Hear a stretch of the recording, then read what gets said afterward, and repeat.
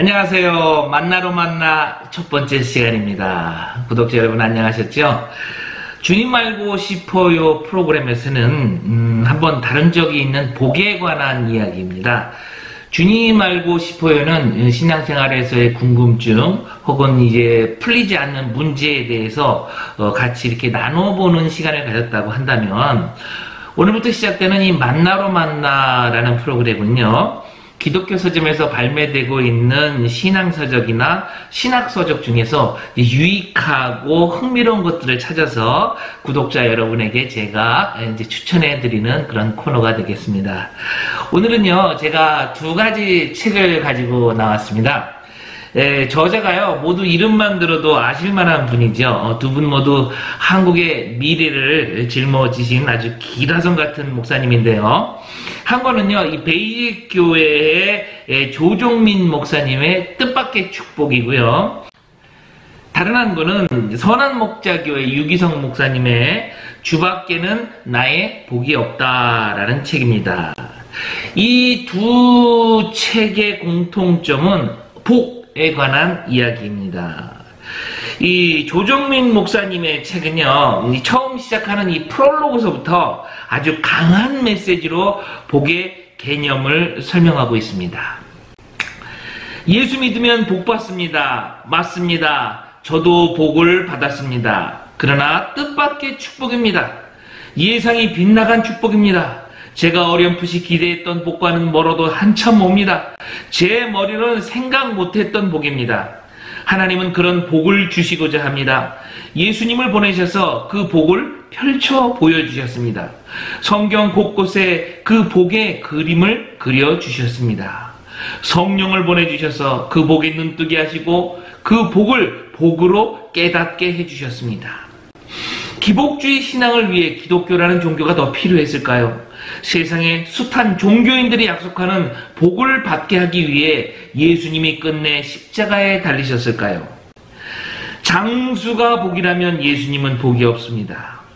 큰 집이 복이라면 예수님은 복이 없습니다. 이 세상에서 성공하는 것이 복이라면 예수님은 정말 복이 없습니다. 벌게벗겨진 채 손과 발에 못 박혀 극도의 고통 속에서 신음하다 숨진 분에게 도대체 무슨 낯으로 의식주의 복이나 출세와 성공의 복을 구하겠습니까? 세상은 여전히 그리스도의 복과 그 복에 대한 소식, 곧 복음을 필요로 하고 있습니다. 실은 그 복이 아니고서는 세상이 달라질 수도 없고 나아질 수도 없고 덫에서 빠져나올 수도 없습니다. 따라서 이 시대 그리스도인에게도 초대교회에 주어졌던 것 같은 동일한 사명이 주어졌을 뿐입니다. 땅끝까지 이르러 증인이 되는 삶과 그 복을 증언하는 일입니다. 오직 이 한 가지만을 생각하고 사는 사람들은 세상이 감당하지 못합니다. 교회가 세상을 바꾸고 이긴 방법입니다. 프롤로그에서 이렇게 강력한 메시지를 던진 후에 1장 서두에 완전히 KO 펀치를 날리십니다. 오늘날 크리스찬이 무기력해진 것은 성경적인 복을 구하지 않고 세상이 추구하는 복을 구하기 때문입니다. 이 유기성 목사님의 책은요, 시편 강해입니다. 1편부터 16편까지 설교하신 내용을 쫙 이렇게 해서 올려놓으셨는데, 이 1편의 제목은 복 있는 사람이 된 증거를 굳게 붙들라 이고요. 이 마지막 16편의 제목은요, 이 책의 제목과 동일하게 주밖에는 나의 복이 없다라는 제목입니다. 이 책 역시도 이제 복의 개념에 대해서 처음 설명이 나오는데요. 안타깝게도 많은 그리스도인들이 자신은 복이 없다라고 생각합니다. 나는 지질이 복도 없어. 왜 이런 집에서 태어났는지 몰라. 나는 왜 능력이 이거밖에 안 되지? 내 환경은 왜 이 모양이야? 복이 없기 때문에 아무리 노력해도 되는 일이 없다라고 여깁니다. 그러나 실체는 그렇지 않습니다. 예수님을 영접한 사람이라면 다 복이 있는 사람입니다. 되는 일이 없는데 무슨 소리냐라고 한다면 그것은 복이 무엇인지 정확히 모르기 때문에 하는 말입니다. 사실 예수를 믿고도 그렇게 느낀다면 심각한 문제입니다. 그렇습니다.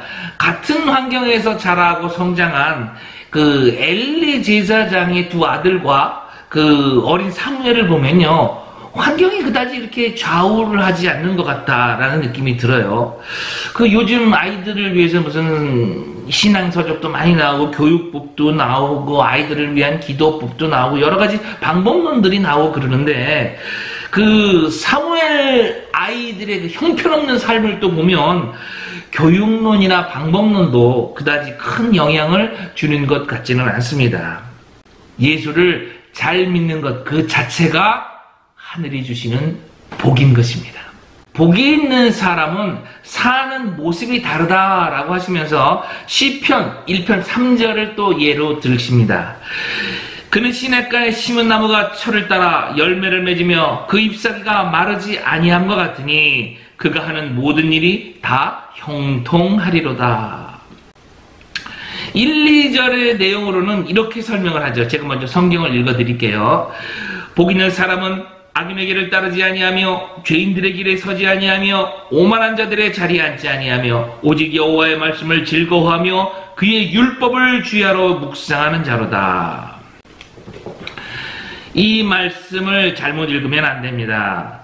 악인들의 꾀를 따르지 않고 죄인들의 길에 서지 않고 오만한 자들의 자리에 앉지 않고 하나님의 말씀을 묵상하고 즐거워하는 사람에게만 하나님이 복을 주신다는 것이 아닙니다.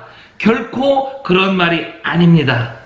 복이 있으니까 더 이상 악한 자의 꾀를 따르지 않고 죄인의 길에 서지 않고 오만한 자들과 어울리고 싶지 않고 조금 힘들고 고생스러워도 하나님의 말씀대로 살고 싶어진다는 그것이 복이 있는 사람이기 때문입니다. 그 다음에는요, 이 말씀을 사모하는 복에 대해서 설명을 합니다. 시편 1편 2절 말씀이죠. 오직 여호와의 율법을 즐거워하여 율법을 주야로 묵상하는 자로다. 그 다음은요, 거룩을 갈망하는 복, 돌이켜 회개하는 복에 대해서 설명을 합니다. 4절 5절입니다. 악인들은 그렇지 아니하며 오직 바람에 나는 겨와 같도다. 그러므로 악인들은 심판을 견디지 못하며 죄인들이 의인들의 모임에 들지 못함이로다. 그 다음 6절에는 형통한 자의 길을 가는 복이죠. 무릇 의인들의 길은 여호와께서 인정하시나 악인들의 길은 망하리로다.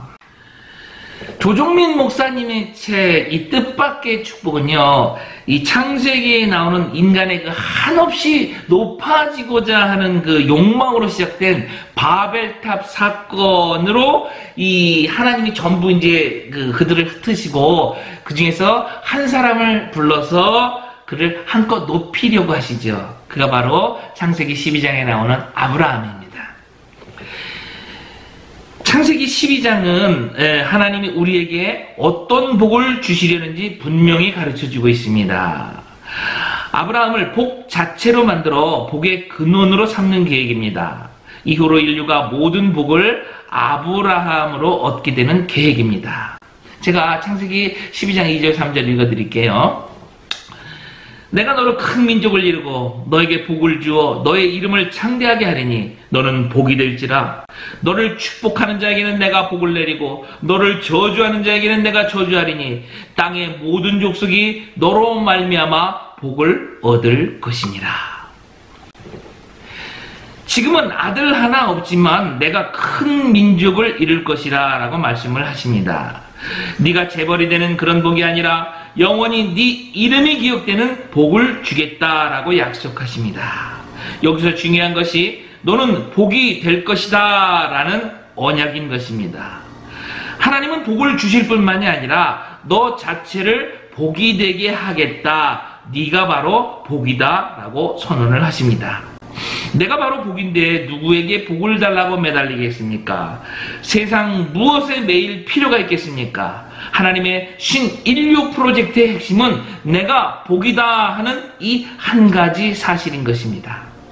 어디에서나 복을 찾아다니지 않습니다. 이것이 믿음의 출발 지점입니다.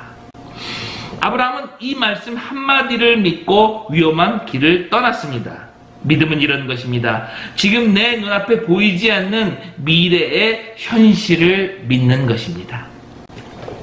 그리고요, 시편 1편을 가지고 역시 이 복에 대한 오해와 진실을 다시 한번 설명을 하죠. 그러면서 가짜 복을 선택한 롯, 그리고 진짜 복을 선택한 아브라함, 그를 대조하면서 독자 스스로가 어디를 선택할 것인가를 판단하게 만들어줍니다. 그리고 이제 2단원에서는요, 이삭이 등장하는데, 이 조정민 목사님의 그 특유의 그 역설적인 그 표현이 아주 흥미롭습니다.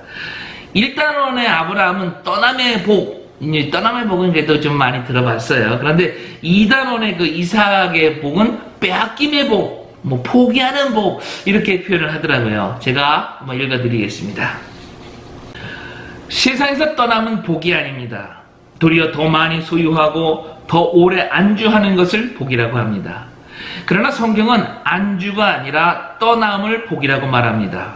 움켜 쥐는 것이 아니라 손을 펴서 버리는 것을 복이라고 말합니다. 기득권을 가지려 애쓰지 않고 가졌더라도 거기에 안주하지 않는 것이 떠남의 복입니다. 그것이 왜 복입니까? 하나님의 명령을 따라 믿음으로 떠났고 버렸기 때문입니다. 빼앗기고 또 빼앗길 때 거기에 매이지 마십시오. 원한에 사무쳐 원망하고 미워하지 마십시오. 그것은 과거의 삶을 묵는 어리석은 모습입니다. 거기에 매이지 않고 떠날 때 하나님이 우리의 삶에서 드러나게 됩니다. 우리를 몹시 괴롭히던 사람들이 오히려 우리 삶에 드러난 하나님을 소유하여 우리에게 먼저 손을 내밀고 화해를 청하게 됩니다. 이것이 믿음의 사람이 소유한 복입니다. 빌 게이츠나 워런 버핏, 마크 지커버그는 돈을 벌어서 유명해졌기보다는 번 돈을 잘 써서 더 유명해진 사람들입니다. 세상은 이렇게 기부하고 베푸는 사람들 때문에 유지됩니다. 구원받은 사람은 더 이상 남과 경쟁하지 않고 남과 다투지 않습니다. 다만 어제의 나, 걸핏하면 미래로 달려가지 못하도록 나를 물고 넘어지는 어제의 나를 이기기 위해 씨름할 따름입니다. 이 3단원에서는요, 야곱이 등장을 합니다. 역시 역설적으로 장애를 갖고 사는 복이라는 표현을 씁니다. 야곱에 있어서 장애는요, 하나님이 인생을 새롭게 이끌어가기 위해서 놓은 디딤돌이다라고 말을 하고 있습니다. 그리고 4단원은 요셉이죠. 요셉에 와서는 이제 꿈이 이루어지는 복, 이렇게 설명을 하네요. 과거에 묶인 사람은 미래로 달려가지 못합니다. 요셉이 그 많은 고난 중에서 꿈을 잃지 않았던 것은 그 꿈이 목숨을 던져서라도 지킬 만한 가치가 있었기 때문입니다. 고난의 깊임은 꿈의 가치를 결정합니다. 하나님의 꿈을 소유한 사람은 자기 인생을 다 던져서라도 그 꿈을 놓치지 않습니다. 그리고 이제 모세가 등장하는데요. 모세는 발에서 신발을 벗는 복, 이렇게 표현을 하죠. 그렇다면 발에서 신발을 벗는다는 것은 무엇일까요? 가령 음악가가 신을 벗는다는 것은 음악을 할 때 자신보다 하나님을 의식하는 것을 말합니다. 무대에 올라가 회중의 시선을 받게 되면 본래 의지와 달리 자신을 드러내게 됩니다. 하지만 하나님을 만난 사람은 하나님 앞에서 신발을 벗고 음악을 연주하게 됩니다. 회중이나 내가 중요한 것이 아니라 하나님이 중요하다는 사실 때문에 음악을 하게 되는 것입니다. 사업가가 신발을 벗는다는 것은 자신을 위한 소비를 최대한 절제하고 대신 이웃에게 팔을 넓게 벌리며 사는 삶을 말합니다.